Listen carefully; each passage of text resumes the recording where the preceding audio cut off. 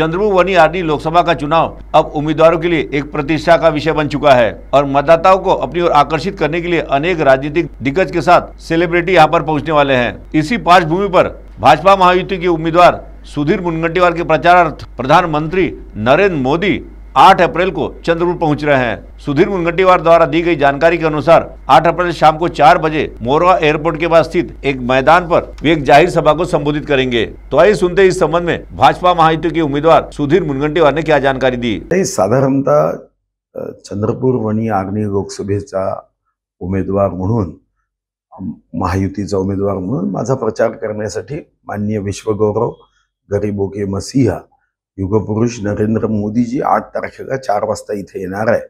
मोरवा एअरपोर्टच्या जवळच्या मोठ्या मैदानावर त्यांची सभा आपण आयोजित करीत आहोत आणि मी आपल्या माध्यमातून जनतेला आवाहन करतो, विनंती करतो, निमंत्रण देतो या सभेला माननीय मोदीजींचे विचार ऐकण्यासाठी मोठ्या संख्येने लोकांनी तिथे उपस्थित राहावं। 4 वाजता मोदीजी येतील आणि साधारणतः मोरवा एअरपोर्ट लागून आहे आणि त्यानंतर मग ते हेलिकॉप्टरने सूर्यास्ताच्या अगोदर परत जाते। साधारणतः 2 सभा 6 तारखेला गडकरींच्या राजुरा पांढरकवडा देवेंजीच्या 2 सभा होणार आहे। काही चित्रपटातले नायक इथे येतो म्हणाले तर मी सर्वांना काही अनुमती दिली नाही, पण 1-2-3 नायक येतील।